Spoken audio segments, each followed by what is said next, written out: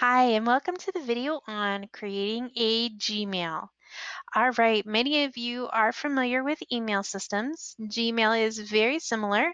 Currently, we use Gmail for all emails going to students and to staff. So this is what Gmail will look like, and to get to Gmail, you just type mail.google.com, or you can use these tools up here at the top to get to Gmail. Or if you open up a new window, you can click on the word Gmail that pops up here and get Gmail there as well. It's a very handy tool to get to. Notice when you do open them up, anything that is unread will be highlighted. Everything else below, generally that is the setup you will see when you first log in. You can change the setups by clicking on the settings here. You can change display density, you can configure your inbox. Feel free to play around with those.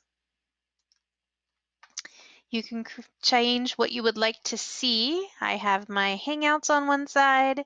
Notice I have some of my options over here on the far right. I can show you how to get to those, as well as over here on the left are my labels. All right, so you can click Compose Message, and notice you have the option here to change where you want it to be set from. If you have more than one email address, I kind of have two here, so it shows both of mine. Also notice you do have the CC version up here, which means carbon copy. You're just adding an additional person in there. Everybody can see who the emails are sent to. Or if I click BCC, which is blind carbon copy, those people, nobody will be able to see those names. It is very useful if you are sending a notice to either a bunch of teachers or a bunch of students and you don't want to see who you're sending it to, or you don't want them to see, I should say, who else is getting this email. You can blind carbon copy people. All right, you can then click on subject. That could be the title of your email or the subject of your email. Test email. And then there is the body of your email. You can type anything in here. There are some tools at the bottom that allow you to do some formatting. You can change the size. You can bold, italics, underline. Can change the text color here. Notice the text or background color, so it can do some highlighting. You can change if it's justified to the left, the right, the middle. You've got more options here to do bullet points, do some indenting, quoting, striking through, or even removing the formatting if you're pasting something in. I don't think I mentioned here, you can change the font as well. You can start typing in your email.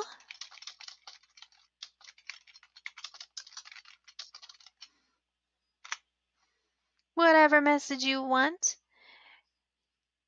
There are some more options down here at the bottom. If you have canned responses set up, you could paste in a canned response. I don't have any in here. I could post a label to my email. I can request a read receipt, which means when they read it, you get a message back. You could change it to plain text mode. You could print, check the spelling, or as you noticed as I was typing here, many times it will pop up here and auto-fill it in for you. Many times it will do that. One way that it does do that is if you start typing in a person's name. Trying to send Steve a message. Oh, it's not doing it to me now. Many times it will start off. Well, now it's not doing it, but it will start trying to fill in and it'll guess what you wanted to say. So it may pop up here and already say, hi, Steve. Good morning, Stephen. It'll fill that in for you. All right, notice at the bottom here, I have an add-on added. That's where that GMass comes from. You may not see that. Again, you have your formatting options. You can add an attachment file. Keep in mind students have Chromebooks, so they are not able to download different documents. Everything will open in their Google Drive. You can insert a link in there. You can insert an emoji. You can insert something from your Google Drive. You can insert a file or a photo. And of course, hopefully is not going to use this one, but you could send and request money and offer in some gifts. But I think again, that's an add-on that I had.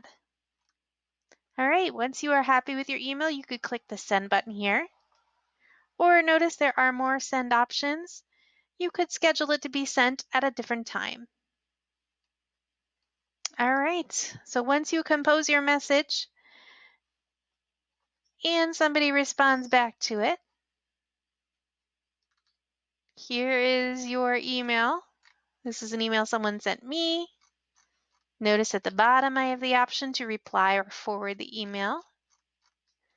Up here at the top I have some more options. Again, I could print all. I could have this pop out into a new window. I could star this. If I start it, I have a star folder here, or if the label here, it would show up down there so I could easily find it. Here's another quick way to reply to a message. We've got some more options under those three dots. I could forward it. I could filter messages like this, setting up a filter to give it an automatic label. Again, I could print.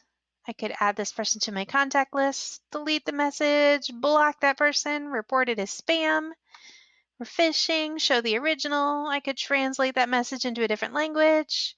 I could download the message, or I could mark it as unread, which brings it again back to being bold so that it forces you to kind of look at that again later. So I want to make sure you're aware of those options. That was under those three dots there. Up here, again, I have that ability to mark it as unread. I could mark it as important. Again, another label over here so that it would kind of fall into this file here and I'd be able to quickly access it. I could create a task with it, add a star. I could create an event, which means link it to my calendar and create an event with the information that's on here. Again, I could filter messages, which let me click on that quick. You can see here are the filtered message options. So I could put who it's from, subject. I could create a filter. And by creating that filter, you're saying, what do you want to happen when somebody comes? Maybe you get an email from this specific email address. You could skip the inbox and just archive it, so you don't even have to look at it. You could mark it as read, star it, apply a specific label. Here are labels that I currently have. Or you could create a new label. Forward it, so maybe you want to automatically forward it to somebody's address. Delete it, so you never have to see it. You could make sure, like if it's one from Jamie and Ryan, then make sure that it never gets sent to spam. You could send a template, response mail back. Always mark it as important, never mark it as important. Categorize it if you have categories in here. And also apply filter to one matching message. So here are the filters that you can actually use. All right. So hopefully that helps you with creating an email and replying to an email. Again, to reply to an email, you saw those options that were there. Let me know if you have any questions.